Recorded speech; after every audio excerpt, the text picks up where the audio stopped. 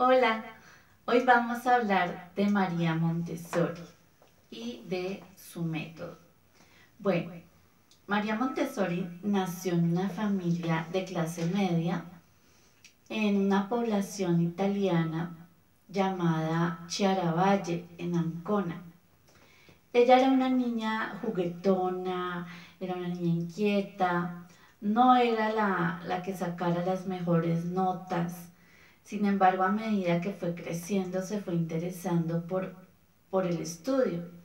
Y una vez que terminó el colegio, eh, dijo que quería entrar a la universidad. Esto no le gustó para nada a sus padres, porque en esa época solamente iban a la universidad los hombres. Las mujeres se quedaban aprendiendo labores propias del hogar, bordar, cocinar, en fin. Sin embargo, ella y estudió ingeniería, luego estudió biología y finalmente entró a estudiar medicina. Su padre se opuso mucho y inclusive duró como 3 años sin hablar con ella por haberle desobedecido. María Montessori no tuvo una buena, digamos, una vida fácil en la universidad, ya que pues todos sus compañeros eran hombres. Sin embargo, era una de las estudiantes más brillantes, era muy interesada por la medicina, por todas las prácticas que se hacían eh, en el anfiteatro. El día que tocaba hacer una inserción a un ser muerto, eh, muchos de sus compañeros cuando se hizo eso y ella fue alguien dijo, el doctor dijo que empezara, ella se ofreció y muchos de sus compañeros se desmayaron. Entonces era fuerte, tenía metas claras y estando en la universidad conoció a un profesor, el profesor Giuseppe Montesano, que era psiquiatra y era un doctor de renombre. Entonces se enamoró perdidamente de él y de ese amor nació su hijo Mario, su hijo Mario. Sin embargo, ese amor no tuvo mucha, o sea, fue un amor triste porque la familia de él, especialmente lo que decimos hoy la suegra, pues no era la suegra porque nunca se casó María Montessori, y en esa época tener un hijo, ser madre soltera, era un descrédito terrible.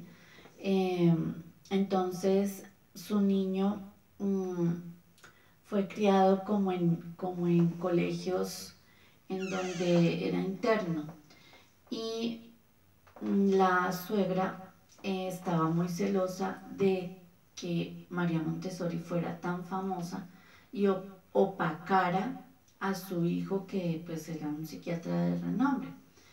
De esta unión entonces su hijo Mario durante mucho tiempo estuvo en colegios internos y ella lo visitaba diciendo que era una tía, porque la familia no quería que ella tuviera contacto con él, la familia del, del papá del niño.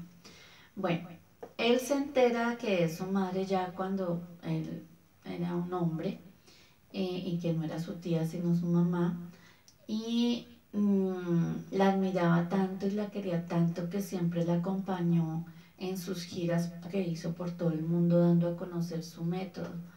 Eh, y fueron inseparables hasta que ella falleció. Bueno, María Montessori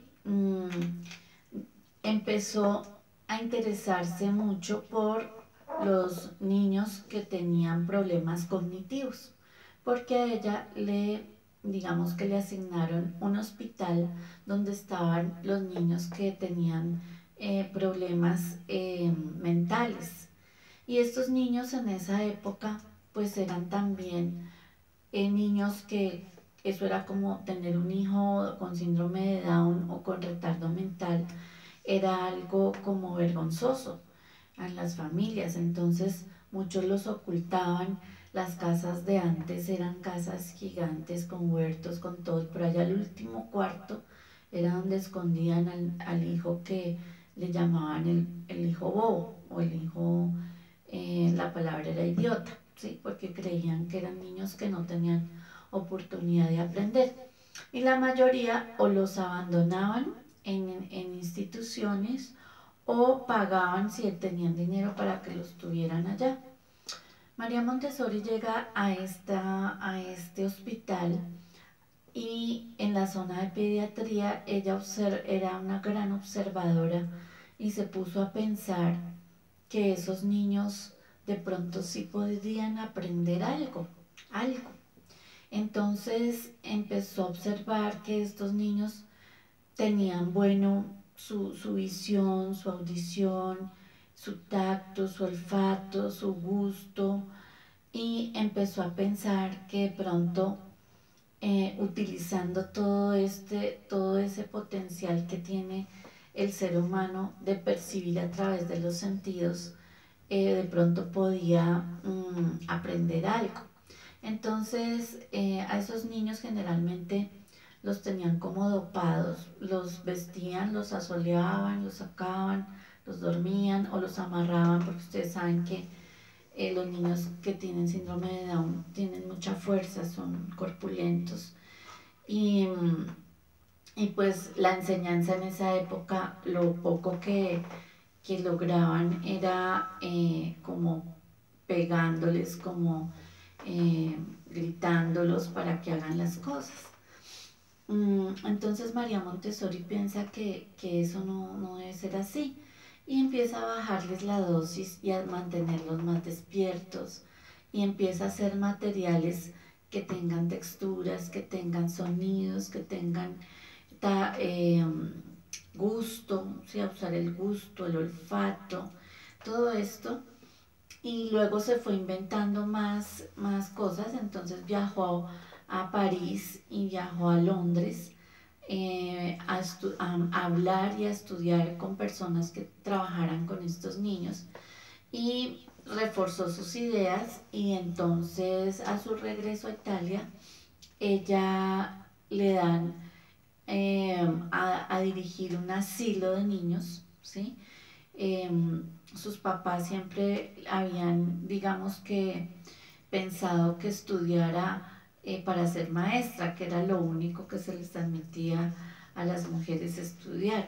Pero pues ya era médica, entonces ella ve que en este sitio hay también niños con retardo, con síndrome de Down, con no sé qué, y se pone a pensar en que es el momento de poner en práctica todas sus ideas y a observar y a tomar nota porque era una investigadora. Con esto, entonces ella ve que aprenden a leer, a sumar, a restar, que aprenden muchas cosas, a vestirse solos, a seguir instrucciones, y que además son amorosos, son tiernos estos niños, y decide que ella los quiere presentar a las pruebas de estado. En esa época en Italia se hacían pruebas a los estudiantes para terminar la primaria, y ella lleva a sus niños, tuvo que luchar mucho para que la dejaran, digamos que presentar a sus niños, y una vez que finalmente logra que le acepten eso, resultó que esos niños salieron con resultados mejores que los de los niños normales, entre comillas. Entonces todo el mundo quedó maravillado que cómo había hecho, que cómo era que había logrado esto. Y ahí es donde ella se vuelve muy famosa y empiezan a decirle que cuál es el método que usa, que no sé qué. A raíz de eso, María Montessori ve que es muy importante que ese método que ella estaba utilizando, si ella lo utilizara, si lograba resultados tan grandes con niños que tenían deficiencias mentales, entonces ella dice, si yo lo aplico con niños que son normales, pues esos niños van a volar, van a aprender mucho más, van a desarrollarse mejor. Y ahí decide que ella va a pasarse del campo de la medicina al campo de la pedagogía y a los centros educativos que ella fundó les puso Casa dei Bambini. Eso significa casa de los niños, no para los niños. Ella siempre hacía énfasis en que no eran para, sino de casas de los niños, en donde el niño se sintiera como en su hogar y en donde el niño sintiera la libertad que tiene en su casa, en un hogar pues donde hay mucho amor, mucho respeto. Bueno, entonces con su método, pues obviamente los resultados fueron mucho más fuertes y la empezaron a llamar de España, de Alemania, de todas partes, a que fuera a las instituciones educativas y enseñara su método. María Montessori empieza a viajar y a dar a conocer esto y se vuelve tan famosa que hasta su método llegó a Sudamérica. Entonces, ella escribió muchos libros sobre pedagogía, ¿sí? Y tenía unos objetivos muy claros que eran que los niños fueran capaces de elegir, que tuvieran decisiones, que fueran autónomos, que los niños acepten las normas, pero no como imposición, sino como algo que es bueno para todos. Eh, Le gustaba que se respetara la individualidad, es decir, que las ideas de los niños que cada niño tuviera, pues fuera, digamos, tenida en cuenta. Le organizó un material muy costoso, pero hecho pues con toda la intención de ayudar en el proceso de enseñanza-aprendizaje y le gustaba que el espacio donde estuvieran los niños fuera muy organizado, pero que los invitara a explorar, a coger, a tocar y que tuviera, digamos, posibilidades de que el niño fuera creativo, donde el niño pudiera crear, donde el niño pudiera experimentar y además que se le permitiera el error. Para María Montessori, el evitar los errores en los niños no es bueno.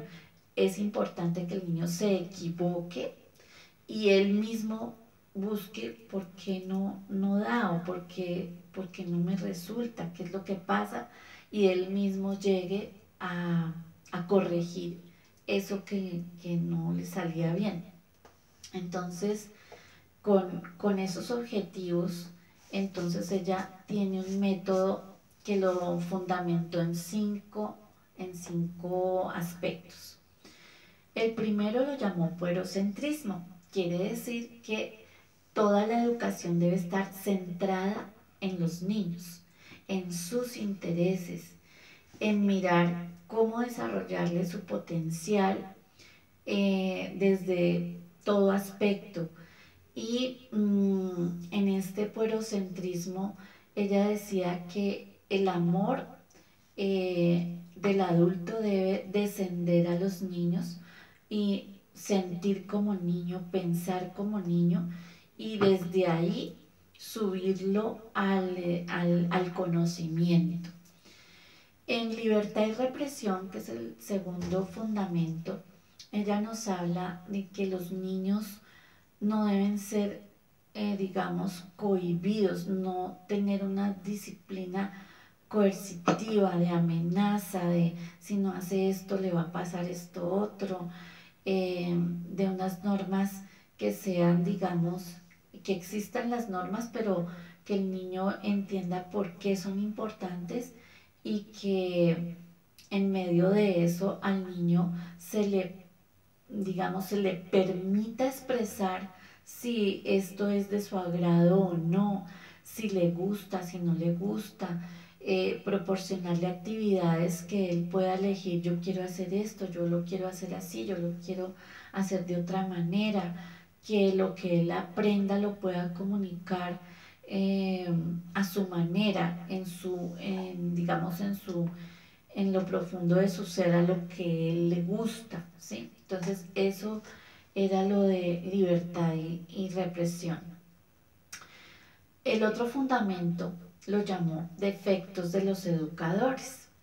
Resulta que para María Montessori los educadores tenemos tres defectos. El primero, la incomprensión. Entonces en este nos dice que nosotros pretendemos muchas veces que los niños sean adultos en miniatura y no vemos que el niño no es un adulto en miniatura, sino es un ser pletórico en posibilidades, en destrezas, en intereses, y queremos es que se comporte como lo hace un adulto. Y pues el niño no puede, no puede comportarse de esa manera porque su ser es de otro, está en una etapa diferente a la del adulto. Entonces, ella veía que, por ejemplo, en las escuelas que visitaba y observaba las clases y todo eso, ella veía que había como mucha incomprensión. Si el niño tiene, digamos, alguna necesidad, no se le permite, está el castigo, estaba digamos, la amonestación, el pararse afuera, mirar contra la pared. Bueno, en esa época, pues hasta les daban regla en las manos y eso no hace hasta muchos, o sea, eso ha permanecido, a Dios gracias, espero que todavía eso ya no exista, pero se daba en esa época. Entonces, otro defecto de los educadores era eh, la impaciencia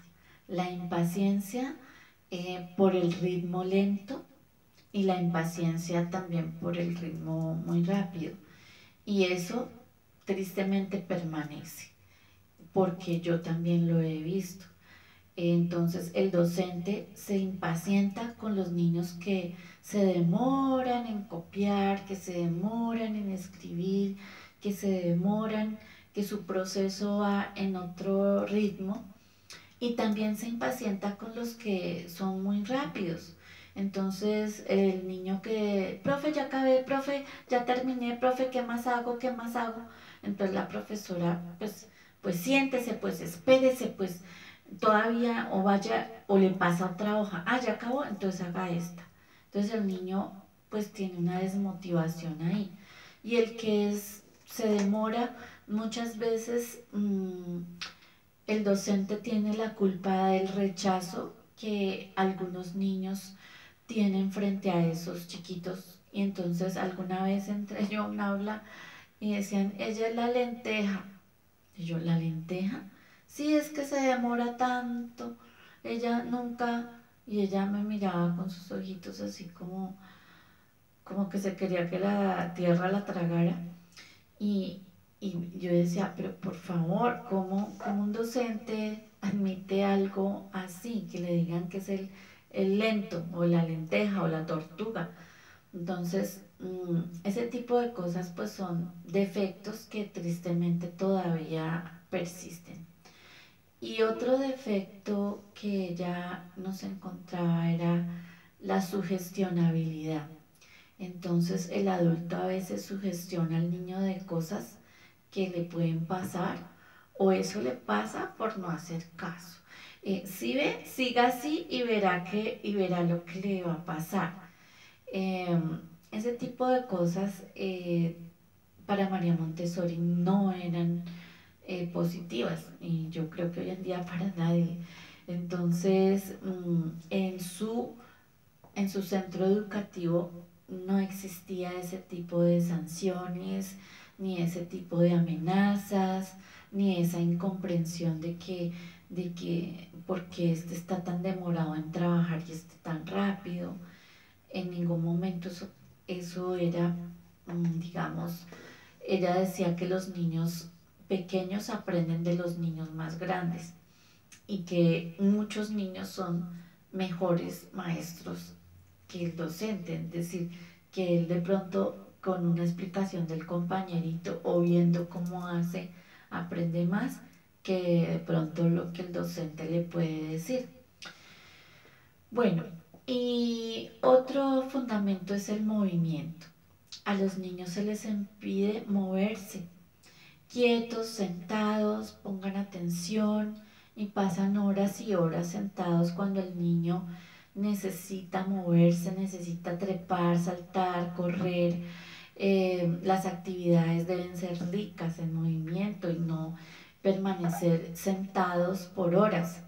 Entonces, inclusive a veces cuando vemos al niño como un adulto en miniatura, le esperamos que se comporte como tal. Entonces yo veo, por ejemplo, a veces eh, en una visita, entonces el niño lo sientan ahí en la visita, pero el niño pues no se aguanta estar solo oyendo y oyendo hablar, entonces él se para, él se va por allá a mirar cómo es la casa, qué hay allá en la cocina, y, y entonces todo el tiempo lo regañan, venga para acá, no sé qué, no lo vuelvo a traer, mire, no lo vuelvo a llevar. Entonces el niño, pues a veces se dice que los niños quieticos son muy juiciosos. Y para María Montessori, un niño que está quieto, sentado, es un niño que se está perdiendo de desarrollar la inteligencia. Para ella el movimiento es esencial, el niño que está allá abriendo cajones, mirando, enterrándole el palo a la matera, mirando qué está pasando. Entonces él sabe, él descubre que allá metiendo el palo salió una lombriz o un cucarrón o no sé. Y entonces él pregunta, ¿y esto qué es? ¿Y por qué está ahí? Si de pronto abrió un cajón y encontró un aparato que él nunca había visto, ¿esto qué es? Y la gente le explica y le cuenta, y entonces claro, ese niño tiene muchos más conocimientos y muchas más experiencias que el niño que está sentadito, calladito. Y eso pasa en los salones de clase. A veces no escuchamos tampoco a los niños, entonces el niño nos va a decir algo, no, ahorita no, sentado, sentado. O sea, al niño a veces no se le escucha y siempre es sentado, sentado.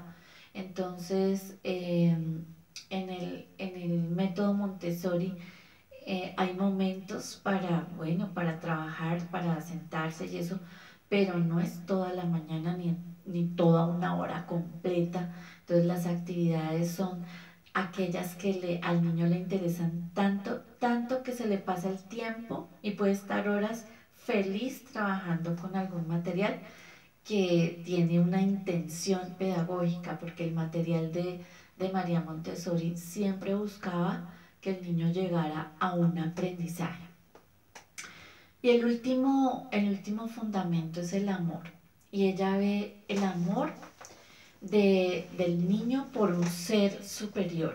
O sea, ella no le habla de religiones en sí, pero sí por un Dios creador, aun cuando ella era católica. Entonces, pero respetaba pues las creencias de las diferentes familias y siempre el niño tenía el agradecimiento o el pedirle algo o agradecerle a Dios.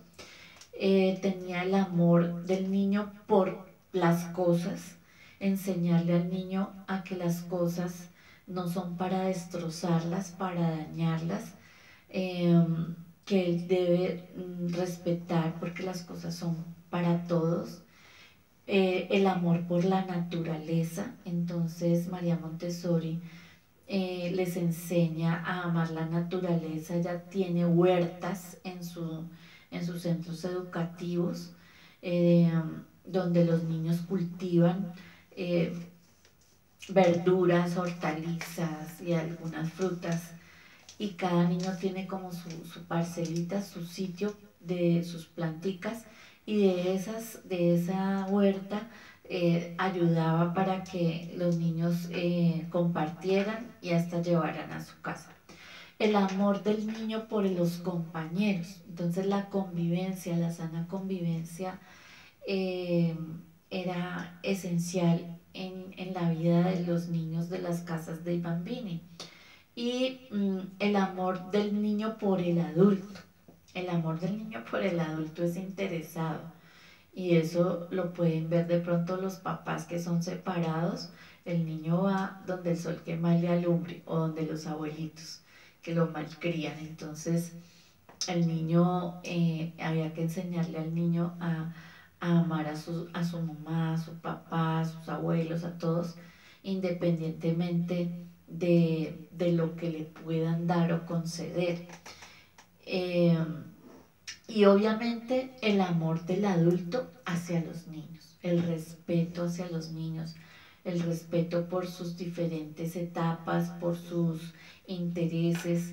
Entonces, así a grosso modo y pasando rápidamente por los fundamentos, pues eso es lo que María Montessori pretendía.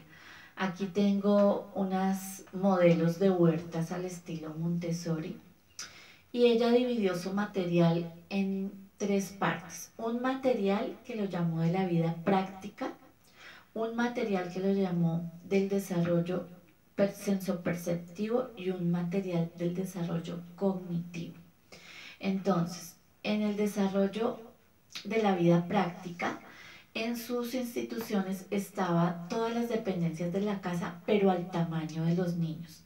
El niño vivía en un mundo de adultos, sillas grandes, mesas grandes, baños grandes. De Montessori es que viene que todo sea al tamaño de los niños. Entonces ella en su centro Montessori tenía sala, comedor, cocina, alcoba, baño al tamaño de los niños, adecuados para su tamaño. Y los niños aprendían cómo comportarse en la sala, cómo poner la mesa, qué cosas podían hacer en la cocina, y eran vajillas de verdad, no eran de plástico ni eran juguetes. El niño podía hacer jugos, podía hacer, obviamente con la supervisión del tutor, porque ella llamaba tutores o tutoras y no maestras. Y entonces al niño le enseñaban cómo tender la cama, cómo poner la mesa, eh, y en sus aulas, bueno, esta que estamos viendo es un aula al estilo Montessori. Ella tenía un círculo. El círculo Montessori era para que los niños se sentaran ahí en ese círculo, y hacía muchas actividades como de socialización, de diálogo, de charla, pero también de juegos en el piso. A ella le gustaba mucho trabajar en el piso. Y en esta aula podemos ver el círculo Montessori, donde se sentaban los niños a compartir y a jugar y a leer y a muchas actividades. En lo de la vida práctica, los niños aprendían a doblar la ropa, a amarrar, a desamarrar, a abotonar, a desabotonarse, todo lo que le ayudara al niño a ser autónomo, a vestirse solo, a comer solo. Entonces, esas eran actividades de la vida práctica. Aquí tenemos materiales para el desarrollo cognitivo. Entonces ella tenía la torre rosa, que es esa torre que estamos viendo rosadita, que era para que el niño organizara por tamaños una serie de cubos y armara la torre. Está unas regletas que se ven allí rojas con azul, que son para que los niños aprendieran los números y las medidas. tenía mucho material para el desarrollo cognitivo y usaba los sentidos tanto para números como para vocales. El alfabeto Montessori, que las vocales iban en azul y todas las demás letras las consonantes en rojo.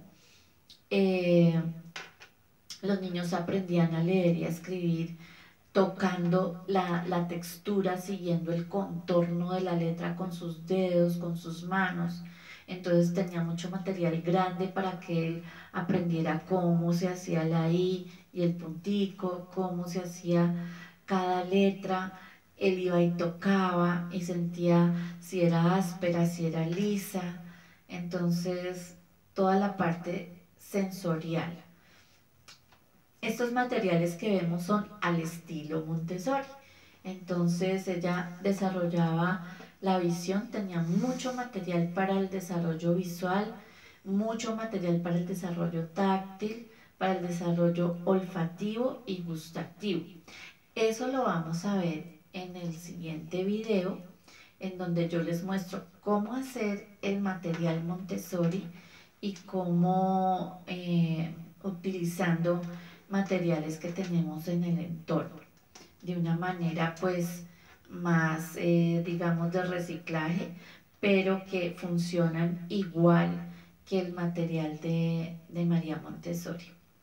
María Montessori tuvo que huir de Italia y exiliarse en España, y de España terminó en Holanda.